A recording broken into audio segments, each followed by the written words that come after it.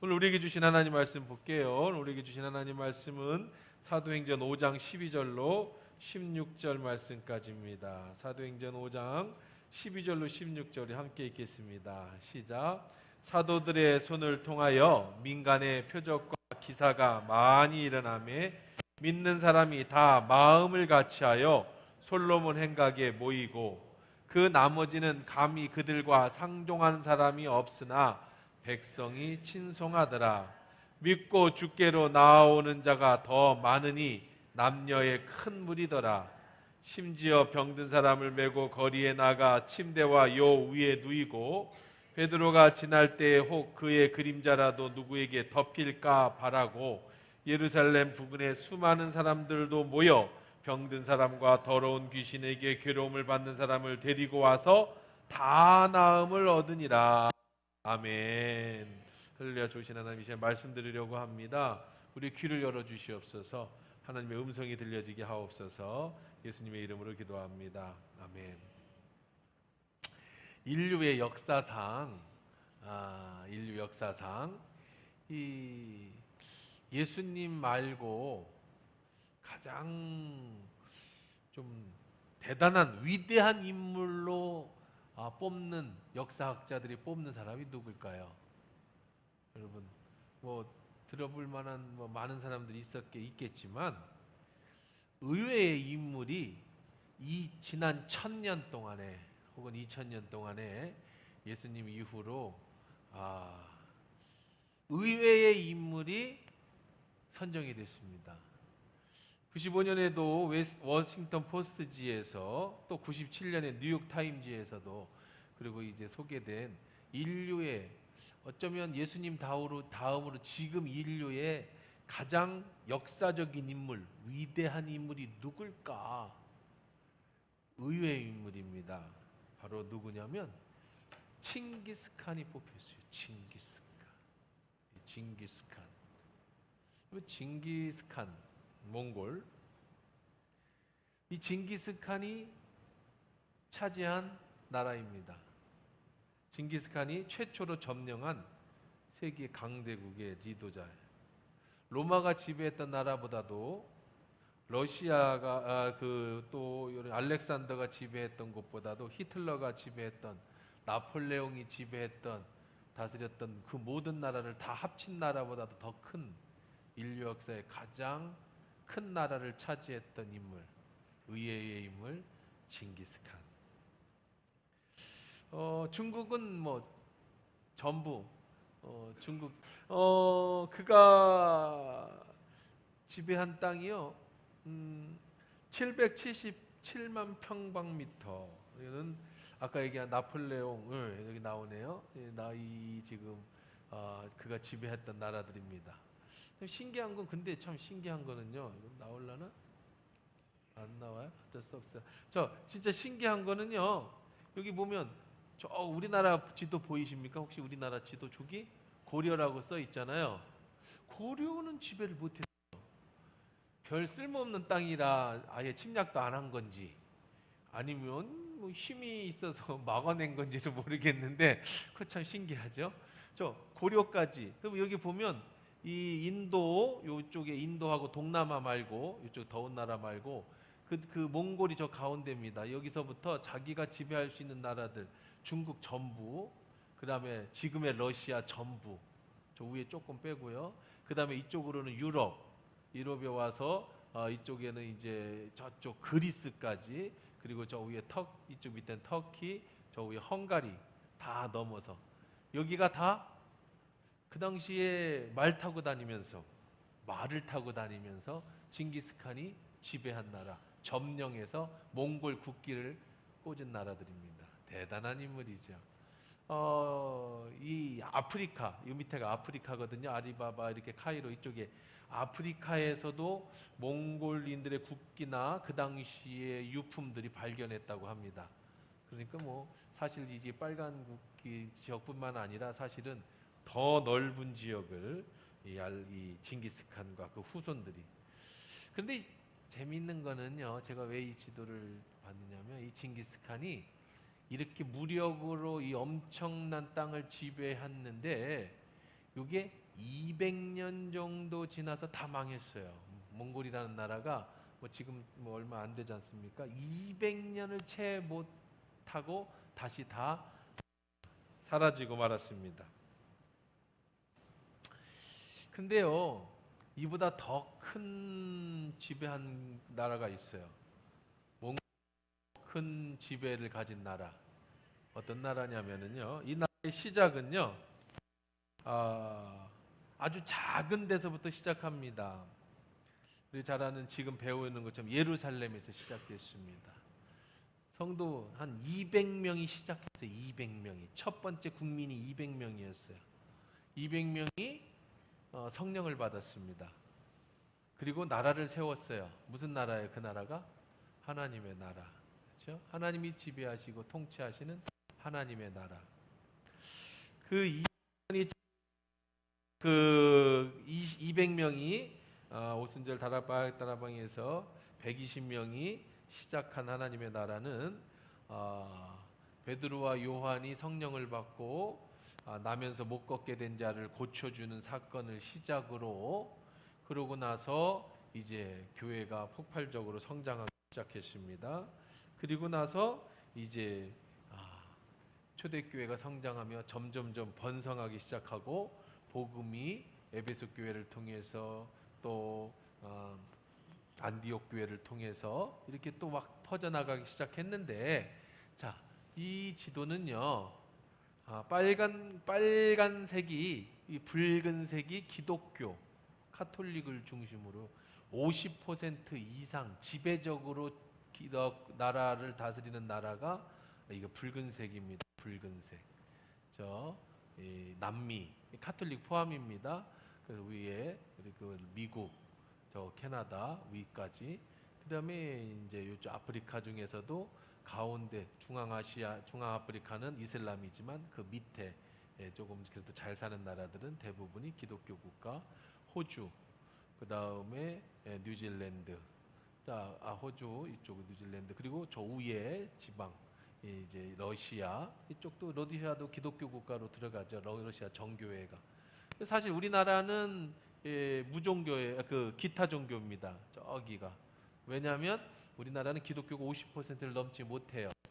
우리는 기독교, 불교 이렇게 문화가 섞여 있기 때문에 기독교 국가로다가 인정받지는 않습니다만은, 그래서 이제 여기는 기타 종교로다가 우리 기독교도 있고, 그 다음에 중국 저 넓은 땅은 공식적으로 무교죠. 무교. 공산당은 종교를 인정하지 않습니다. 그래서 무교.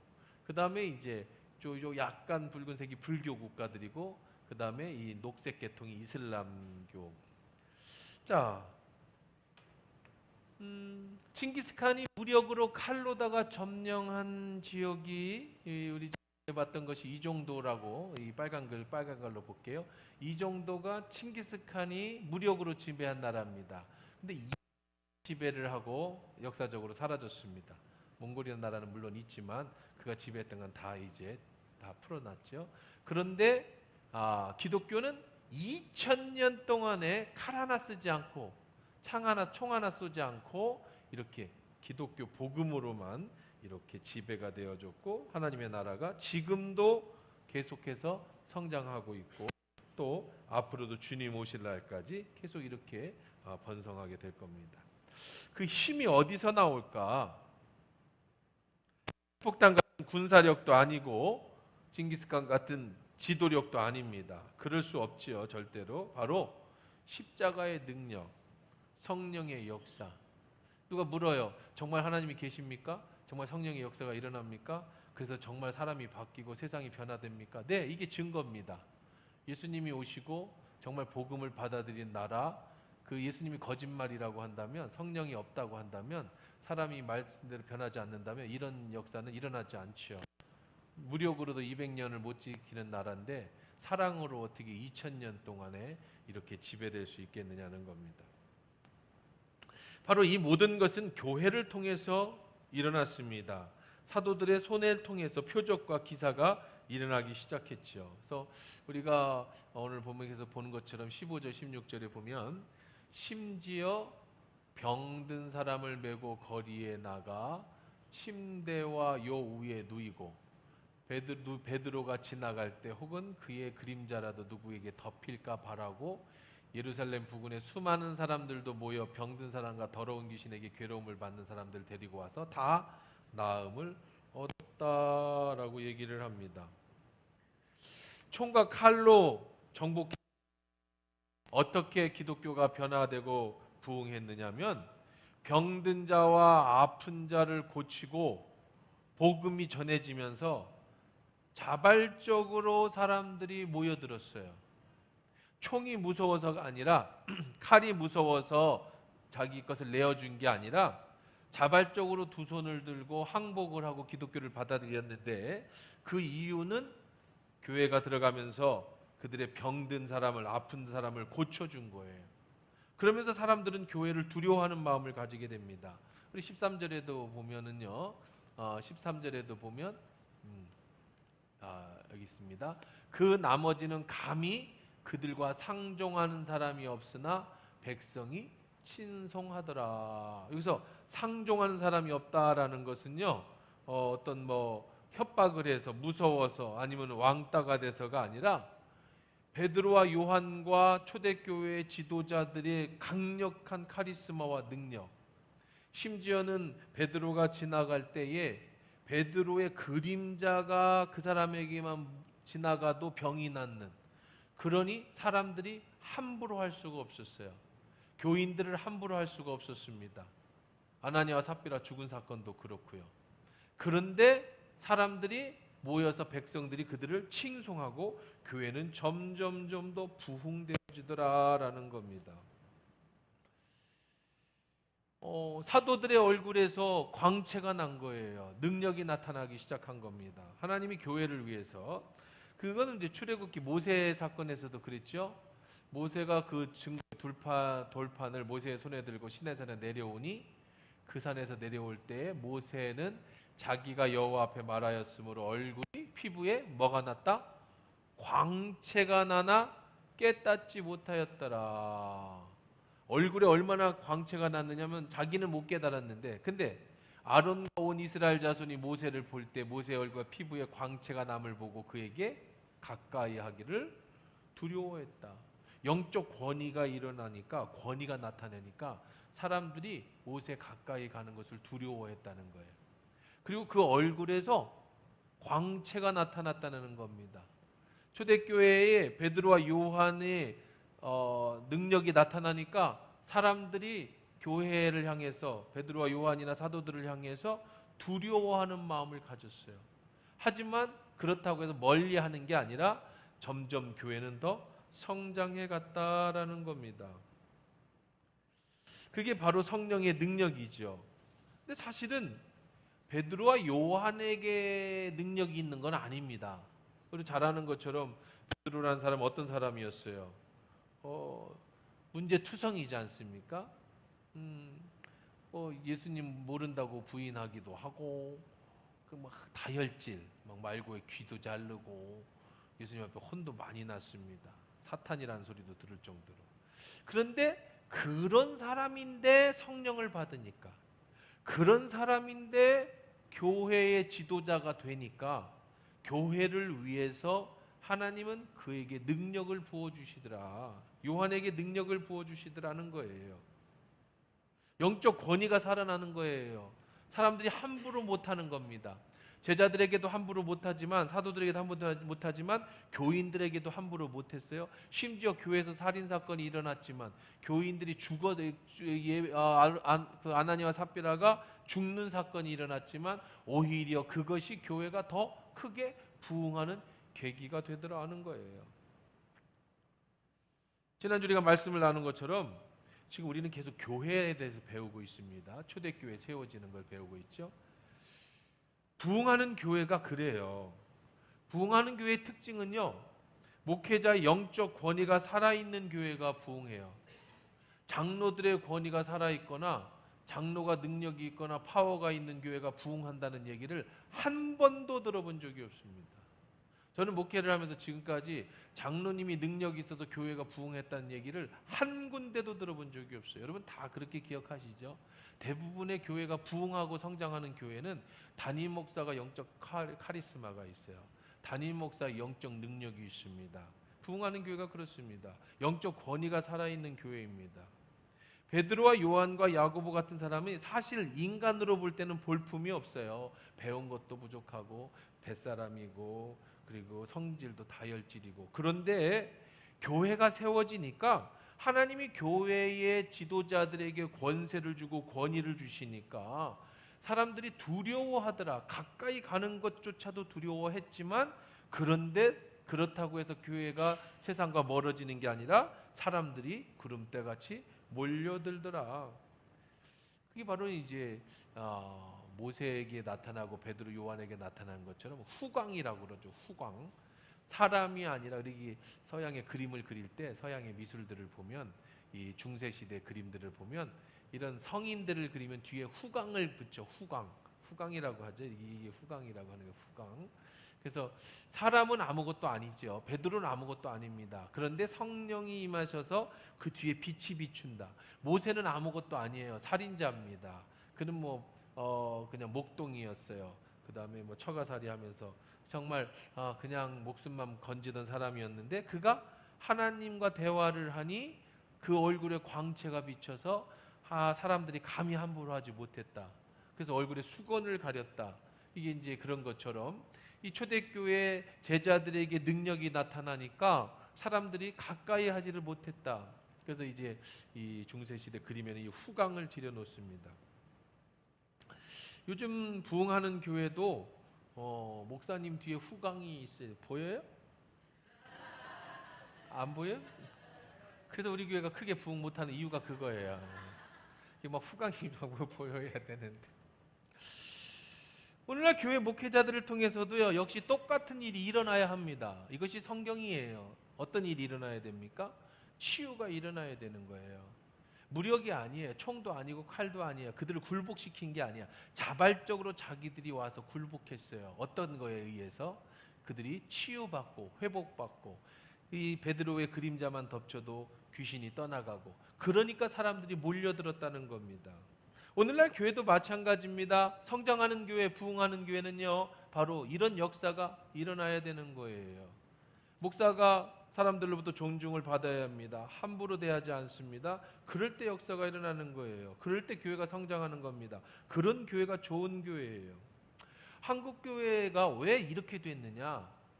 결정적인 거는 목회자의 영성과 권위를 잃어버렸기 때문입니다. 한국 교회가 막 부흥할 때가 있었어요. 80년대, 70년대, 80년대 폭발적으로 부흥을 했죠. 90년대 중반까지. 제가 그 시절을 지내면서 신학교를 가지 않았습니까? 제가 신학교를 갈 90년대 초반만 해도요, 신학교에 굉장히 인기가 좋았습니다. 학생들이 많았어요. 교회에서도 조금 똑똑하고 공부 잘하면 다 목사 되고 싶다고 그랬습니다. 여러분이 믿든지 안 믿든지 이건 역사적 사실인데, 제가 신학교들을 다닐 때에 전도사는요, 심지어는 의사, 변호사보다도 직업이었습니다. 그러면 안 믿어도 괜찮아. 사실을 얘기하는 거예요. 왜냐하면 장로님들이 자기 딸들, 부잣집 장로님들이 자기 딸들을 전도사 사위를 얻고 싶은 소망이 다 있었어요. 그래서 우리 집안에 목사 하나 나오는 게 꿈인 사람들이요, 그런 집안이 정말 많았습니다. 그래서 이화여대들 나와도 전도사한테 시집가고요, 학교 교수, 교사들, 의사들, 특히 반주하는 사람들, 이런 음악에 하는 사람 다 이 전도사들한테 시집갔었어요. 그런 때가 있어서 진짜 믿든지 안 믿든지. 근데 지금은 이제 3D 업종입니다. 장가도 못 가고 돈도 못 벌고, 신학교는 사람이 없어서 교회 수급이 안 되고. 왜 그래요? 권위를 잃어버려서 그래. 그때만 해도 80년대, 70년대, 80년대, 90년대만 해도요, 목사의 권위가 교회에 살았어요. 그래서 목사를 존중하고 존경했습니다. 그래서 자기 아들이 목사가 됐으면 좋겠고, 젊은 우리 청년들은요, 열심히 신앙생활하던 청년들은 신학교 가는 게 꿈이었어요. 어떤 경우는 절반이 신학교를 가고 절반이 목사 사모이고, 그런 교회도 있었습니다. 그러던 때가 있었는데 지금은 교회의 권위가 다 떨어졌죠. 목사의 권위가 떨어졌어요. 어디 가서 목사라고 얘기하면 좋게 보는 사람이 별로 없습니다. 안 믿는 사람들이요. 또 내가 교회 다닌다고 그러면 사람들이 별로 그렇게 신뢰를 안 가져요. 오히려 세상이 교회를 걱정해 주지요. 뭐 정광훈이 같은 사람 때문에 그냥 하고 나도 힘들어 죽겠어요. 저 왜 그러고 다니는지도 잘 모르겠는데 뭐 정치적으로 그러는 거야 좋지만 목사 떼고 정치를 하면 좋겠다는 생각을 가져요. 정치인 정광훈이는 모르겠습니다만 목사 정광훈이는 복음 전해야지 나는 이해를 못하는 그런 사람들 때문에 교회가 또 목사가 사회가 자꾸 권위를 잃어버려요. 시대가 권위를 잃어버려요. 목사의 권위가 떨어지면은요 어떤 일이 생깁니까? 교회의 권위가 떨어지게 돼 있어요. 말씀의 권위가 떨어져 있어요. 성도들도 늘 제가 말씀드리지만 목사를 의도적으로 존중하고 목사에게 권위를 주셔야 되는 이유가 뭐냐? 설교를 할 때 권위가 있어야 목사의 권위가 있어야 하나님 말씀으로 들려요. 만약에 목사의 권위가 없으면 너나 잘하세요 그러고 있으면 여러분이 죽는 거예요. 제가 부탁드리죠. 어느 순간에 제가 설교를 하는데 속으로 너나 잘하세요 하는 생각이 들거든 교회를 옮기십시오. 그것이 여러분이 사는 비결이에요. 여러분이 살려면 교회를 떠나야 돼요. 언제 떠나는 거냐면 교회가 어렵고 힘들고 어려움이 생기고 이때 떠나면 안 돼요. 목숨을 걸고 지키셔야 됩니다. 언제 떠나는 거냐면 목사의 설교가 하나님의 말씀으로 안 들리면 그때는 언제든지 떠나셔야 됩니다. 그래야 여러분이 살아요. 내가 사는 게 아니라 여러분이 사는 거예요. 대한민국에 교회 나가라는 사람이 나밖에 없을 거예요. 나밖에. 설교 중에 교회 나가라는 사람이 나밖에 없을 거예요. 어디 뭐 이상한 사입이나 있으나 모르겠지만 근데 여러분이 살려면 떠나셔야 됩니다. 언제? 목사가 목사로 안 보일 때, 목사의 설교가 하나님의 음성으로 안 들릴 때. 왜 그러냐? 그러면 여러분의 영이 죽는 거예요. 못 먹으면 죽어요. 육체도 못 먹으면 죽습니다. 제가 노인병원에 가서 신방을 할 때 식사 잘하세요 그러면은 식사는 잘한다 그러면 아직 돌아가실 때 안 됐구나 그래요. 근데 식사는 잘하세요. 좀 못 먹어요. 못 먹은 지 한 2주 돼서 이걸로 살아요 그러면 이제 한 달 안에 돌아가시겠구나. 못 먹으면 죽어요. 아무리 신체 다른 데가 건강해도요 못 먹으면 죽습니다. 우리 영도 마찬가지인 게 우리는 육체만 있는 게 영혼이 있어요. 영혼은 뭘 먹고 사느냐면 하나님의 말씀을 먹고 살아요. 오직 말씀으로. 사람이 떡으로만 살 것이 아니요 오직 하나님의 입에서 나오는 그의 말씀으로 살 것이다. 예수님 말씀하신 것처럼. 근데 그 말씀을 못 먹으면 죽는 거죠. 그러면 왜 못 먹느냐? 목사의 권위가 떨어지면 그래요. 반대로 은혜 받는 사람은 어떤 사람이냐면요. 영적으로 성장하는 사람이 어떤 사람이냐면 교회가 성장하려면 어떻게 해야 되느냐? 목사가 영적 권위가 있어야 돼요. 말씀이 하나님 말씀으로 들리셔야 됩니다. 그럴 때 그 말씀이 내 안에 와서 나를 변화시키죠. 내가 교회니까. 그러면 그렇게 변화된 사람들이 교회가 많아지면 교회가 변화되어지는 겁니다. 초대교회가 그랬어요. 초대교회는요. 사람들이 몰려왔습니다. 그냥 들것에 사람이 싣고 왔어요. 그 베드로의 그림자만 덜펴도 막 일어났어요. 귀신이 막 떠났습니다. 병자가 막 일어났습니다. 그러니까 사람들이 막 소문이 막 났어요. 소문이 나니까 막 서로 몰려왔어요. 초대교회가 막 폭발적으로 성장을 했습니다. 그게 교회의 성장이에요. 그래서 오늘 전 세계에 복음화가 펴지기 복음이 들어온 거예요. 오늘도 똑같습니다. 교회가 부흥하는 비결이 뭐냐? 여러분이 잘 되는 비결이 뭐냐? 교회 안에 이런 기적의 역사가 일어나야 돼요. 병든 자가 일어나야 됩니다. 그러니까 목사님이 지나갈 때 그림자만 덮쳐도 사람들이 벌떡벌떡 일어나야 되고 그리고 귀신이 막 떠나가고 막 치료가 막 일어나야 돼. 그래야 교회가 성장하는 거예요. 우리 교회가 그래서 성장 안 하는 거예요. 그런 일이 안 일어나니까. 그런 일이 일어나야 성장하는데 근데 그런 얘기 잘 안 들리죠. 그런 일이 일어나면 저 사입이 아닌가? 이럴 거 아니에요. 그렇죠? 옛날에 김계화 원장 막 손가락으로 사람 막 나중에 보니까 사입이 막 여기다가 이렇게 뭐 칼로 다 했다고 하고 막 이렇게. 그럼 왜 안 일어날까요? 지금도 그렇게 일어나면 좋겠는데 여러분 안 일어나는 게 아니에요. 다르게 일어나는 겁니다. 어떻게 다르게 일어나는 거냐면 지금 시대는 그런 일이 잘 안 일어나요. 일어나도 안 돼요. 왜 일어나도 안 되냐면 병원이라는 게 생긴 거예요. 병원이라는 게. 그 당시는 병원이 있어요, 없어요? 없어요. 살려면 어디 가야 돼요? 예수님께 나와야 돼요. 살려면. 우리 목사님들이랑 얘기를 하면서 그런 재미난 얘기를 합니다. 오늘 목사님이 어디가 아프다 그래서 병원에 며칠 있다 입원하고 왔어요. 또 제가 그런 얘기를 했어요. 목사님, 우리 생각해 봅시다. 제가 얘기한 거예요. 우리가 한 50년 전에 태어났거나 한 100년 전에, 아니 50년, 한 100년 전에 태어났다면 우리 중에 목사님 나이까지 살아있는 사람 몇 명일까? 옛날에는 맹장만 걸려도 죽어요. 그렇죠? 저도 18살에 큰 사고를 한번 당해가지고 큰 수술을 한번 했거든요. 저도 만약에 옛날 같으면 18에 죽었어요. 의술이 발달해서 병원이 생기고 수술을 하니까 오늘도 내가 숨쉬고 살아있는 거죠. 만약에 옛날 같으면 저 18살까지가 내 운명이었습니다. 그렇게 따지고 보면 여러분 60 되신 분들 생각해 보세요. 옛날 한갑잔치 굉장히 크게 했습니다. 옛날 60이면 상할아버지예요. 그 마을에서 60 넘으신 분이 별로 없어요. 큰 한갑잔치에 수염을 이렇게 기르고 돋보자리 있고 거기다 다 동네 사람들 절했어요. 한갑이래. 그렇죠? 60이 한갑에 그렇게 했다고요. 왜 그랬느냐? 60까지 사는 사람이 없었어요. 항생제가 나오고 마이신 항생제가 나오고 이런 것들이 나오면서 사람들이 더 살게 된 거예요. 열나면 죽었다 옛날에는요. 지금 열 40도가 돼도 항생제 맞으면 내려오잖아요. 옛날에는 항생제가 없던 시절에는 열 40도 넘으면 죽었다고요. 그런 식으로 따지면 사실 우리 중에 살아있는 사람이 몇 명이었겠느냐 하니까 맞네. 그 맞다 그래요. 오늘날도 여러분 병 걸리면 여러분 맹장이 터지고 여러분 사고를 당하고 그러면 교회 오면 안 돼요. 어디로 가야 돼요? 병원을 가야지. 내가 맹장을 어떻게 고쳐? 옛날에는 고쳤어요. 어느 시대에는? 예수님 시절에는. 왜 그랬죠? 병원이 없었으니까. 그들은 믿음이 여러분의 믿음과 그 당시의 믿음은 달랐어요.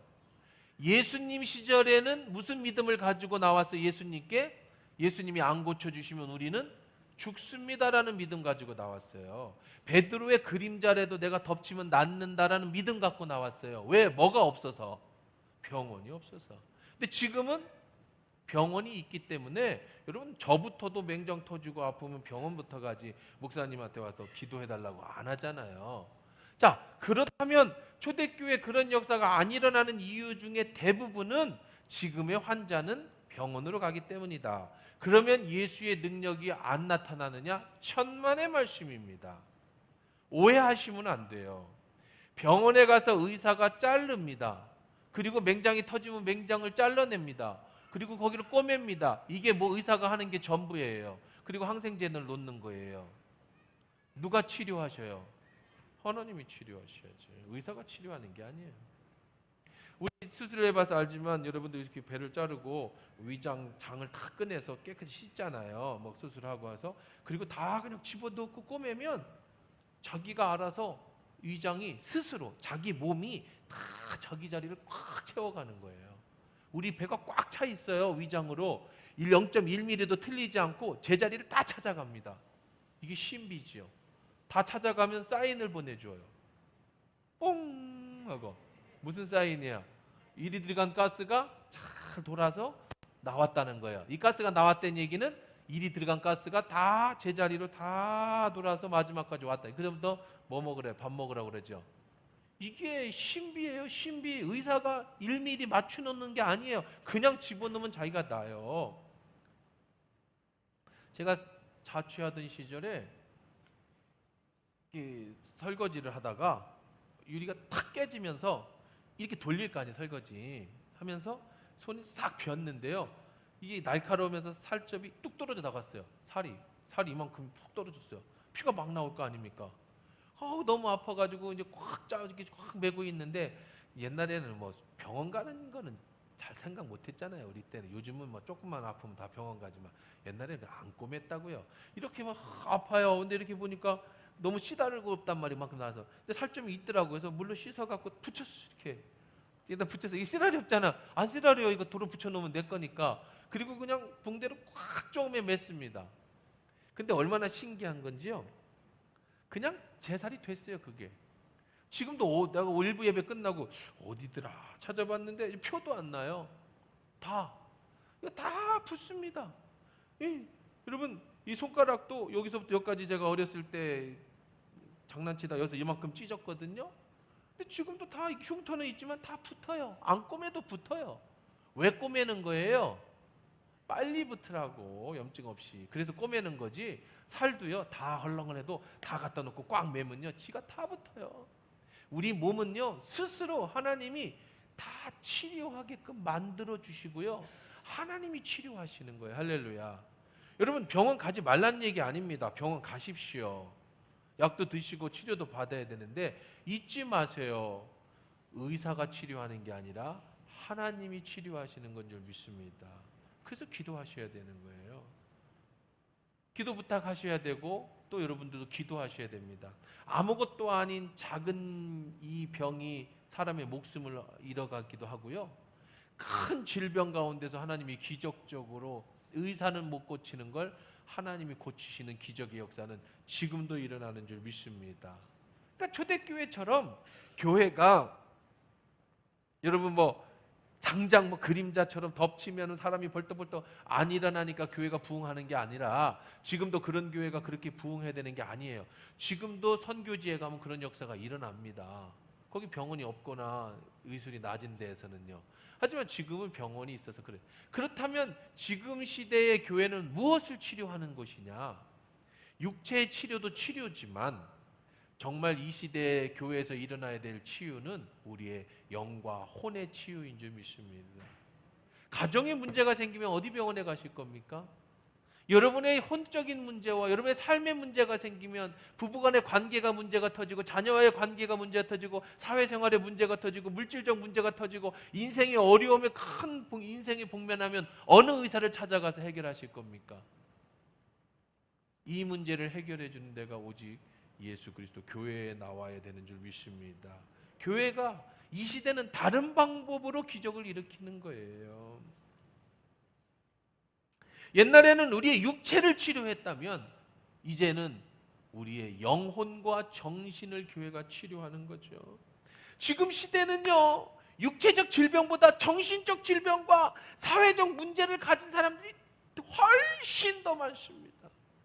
인간 소외, 여러분 자살하는 사람들이 사고로 죽는, 교통사고로 죽는 사람보다 훨씬 많은 거 아시죠? 하루에도 수십 명씩 자살하는 거 아십니까?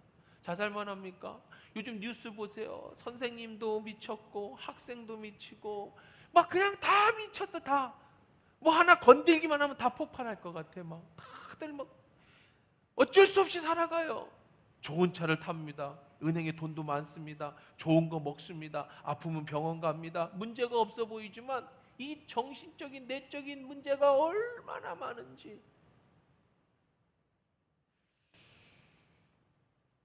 오늘의 교회가 어떤 일을 이루어져야 되느냐? 좋은 교회가 어떤 교회냐? 교회가 어떻게 해야 성장하느냐? 지금은 육체의 질병도 질병이지만 우리의 영혼을 치유하고 회복하고 그런 소문이 많이 날 때 교회가 점점점 능력으로 많은 역사에 그런 부흥의 역사가 일어나는 줄 믿습니다. 교회에 오면 여러분 영혼의 문제가 해결됩니다. 십자가의 복음이 이 문제를 해결합니다. 사탄이 저주가 풀려요. 생명을 얻습니다. 지난 금요일에도 제가 말씀드렸지만 이 땅에 빛이 임하면 어둠이 물러가게 돼 있어요. 왜 우리가 어려우냐, 인생이 힘드냐? 어둠 속에 살아서 그래요. 이 어둠을 이기는 방법은 예수의 빛으로 나오는 겁니다. 교회에 나오는 겁니다. 금요기도에 오세요. 수요일 날도 나오시고 새벽에도 나오시고 여러분 주일에는 빠지지 마시고 나오십시오. 그리고 기도하시고 말씀 보고 예배 드리십시오. 그럴 때에 우리의 삶 속에서 회복의 역사가, 치유의 역사가 빛이 비춰줌으로 해결되어지는 줄 믿습니다. 제가 하나교회 목회하면서 제일 많이 듣는 게, 제가 가장 목사로서 보람 느끼는 게 그거예요. 목사님, 제가 하나교회 와서 우리 가정이 회복됐습니다. 자녀가 회복됐습니다. 제가 치유됐습니다. 이런 얘기를 들을 때예요. 죽고 싶은 사람도 죽을 사람도 하나교회 오면 삽니다. 이혼할 가정도 여기 오면 회복됩니다. 자녀도 나가서 정말 왕따 되고 정말 어쩔 수 없을 때 하나교회 와서 자녀들이 아름답게 성장하는 가정도 참 많이 봤습니다. 사단이 묶여있던 모든 것들이 우리 한화교회 오면서 지난 29년 동안에 지나온 과거를 뒤돌아보면 십자가 보혈로 치료되고 회복되어진 증인들이 전부 다 여러분인들을 믿습니다. 그래서 초대교회가 그랬듯이, 그런 교회가 부흥하고 성장했듯이 오늘도 동일하게 우리 가운데 그런 회복의 역사, 치유의 역사, 그런 삶의 변화의 역사가 계속되어지는 거예요. 그럴 때 교회가 성장하는 거예요. 그럴 때 하나님의 나라가 확장되어지는 겁니다. 다시 말씀드릴게요. 베드로가 능력이 있어서가 아니에요. 요한이 능력이 있어서가 아닙니다. 제가 능력이 있어서가 아닙니다. 이 일을 통해서, 베드로를 통해서, 요한을 통해서, 저를 통해서 하나님은 교회를 성장시키기를 원하시는 거예요. 하나님의 나라가 확장되기를 원하시는 거예요. 여러분이 주인이라고 그랬죠. 여러분이 교인이라고 그랬죠. 내가 교회라고 그랬잖아요. 여러분 하나하나가 회복되어지면서 하나님 나라가 성장하고 확장되어져서 무력이 아닌 복음이 전 세계에 복음으로 전해지는 것인 줄 믿습니다. 그래, 여러분 잘 모이셔야 돼요. 교회 잘 모여야 됩니다. 교회라고 하는 단어가 이 에클레시아라는 단어예요. 에클레시아. 에크라는 것과 레시아가 합성한 것이 에클레시아, 교회인데, 에크는 밖으로, 안에서 밖으로, 그 다음에 에크는, 레시아는 부르다, 밖으로 내보내고 부르다라는 거예요. 다시 말하면 불러낸 사람들, 그러니까 안에 있는 사람들 이리 와 해서 모여진 사람을 교회라고 얘기를 하는 겁니다. 세상에 있는 여러분들 하나님이 부르셨습니다. 그리고 우리를 한화교회라고 하는 교회로 모으신 거예요. 교회는 목사가 교회가 아니고 장로가 교회가 아니고 여러분 모두가 교회예요. 우리 모두 한 사람 한 사람이 교회고 우리가 바로 한화교회라는 겁니다. 여러분 보츠니아에나 코끼리가 이런데, 보츠니아라는 데는 15만 마리가 산답니다. 얼마나 많이 삽니까? 근데 이 코끼리는요, 혼자 있는 법을 볼 수가 없답니다. 몇십 마리 혹은 몇백 마리씩 함께 이동합니다. 능력이 많다고 코끼리가 혼자 살지 않아요. 여러분 사자도요, 공격을 할 때, 사자도 살 때 혼자 살지 않습니다. 숫사자는 암사자라고 짝짓기를 하기 위해서 찾아다니긴 하지만 가정을 이루면 암사자끼리 숫사자 하나를 중심으로 모여 삽니다. 저 사자의 왕, 밀림의 왕도요, 사자도 모여 살아요. 코끼리도 모여 삽니다. 하이에나도 모여 살고요, 기린도 모여 삽니다. 호랑이 같은 경우는 혼자 살 수밖에 없어요. 거기는 같이 모여서 먹을 만큼만 이런 게 없기 때문에 호랑이는 산에서 혼자 살아야 돼요. 무리는 못 지어집니다. 이런 특수한 경우는 외에는 아프리카나 정글이나 이런 데 전부 모든 동물들은요, 다 어떻게 산다? 모여 살아요. 왜 모여 살까요? 모여 있을 때 힘이 나오는 거예요. 혼자 있으면 적이 어디서 올지 몰라요. 여러분 우리는 교회로 하나님이 모으셨어요. 에클레시아, 모았다. 우리를 어디로 모았다고요? 교회로 모은 사람들입니다. 우리는 바깥에서 안으로 모은 사람들이에요. 여러분이 좋은 교회에 있어야 됩니다. 좋은 모임에 있어야 됩니다. 좋은 무리에 있어야 됩니다. 좋은 무리에 있으면 이 안에서 무엇이 일어난다고요? 치유가 일어나고 회복이 일어나고 좋은 시너지가 나타나는 거예요. 그러면 사람들이 점점점 더 자석에 철이 모이듯이 사람들이 점점점 다시 모이게 되는 겁니다. 이것이 복음입니다. 그 복음으로 또 이제 제가 다음 주 선교를 나가죠. 우리가 이 모임의 힘으로, 제가 혼자 어떻게 선교를 나갑니까? 여러분들이 힘을 내게 주어서 제가 그 힘으로, 하나교회 이름으로 러시아에 가서 복음을 전하고, 그 하나님의 힘의 이름을 가지고 치앙마이에 가서 복음을 전하고, 그 힘을 가지고 베트남, 라오스 가서 복음을 전하고, 이렇게 교회가 점점 큰 일을 이루고, 아까 우리가 지도에서 본 것처럼 복음이 세계에 퍼져나가고 하나님 나라가 펼쳐나가고, 그러다가 마침내 예수 그리스도가 이 땅에 오실 때 완전하게 이루어지는 하나님 나라가 세워지는 겁니다. 여러분 여러분은 좋은 모임에 오셨어요. 좋은 교회에 오셨습니다. 이 안에서 여러분의 치유가 일어나기를 원합니다. 이 안에서 회복이 일어나기를 원합니다. 여러분을 통해 소문이 나서 많은 사람들이 이곳에 더 모여들기를 원합니다. 모여든 우리들을 통해서 전 세계 복음화되고 지역이 복음화되고 하나님 나라가 확장되어지기를 원합니다. 그리고 마침내 주님이 다스리는 나라가 될 때 여러분 한 명 한 명을 찾아보시면서 잘했다 칭찬 듣는 저와 여러분 되기를 주의 이름으로 축원합니다.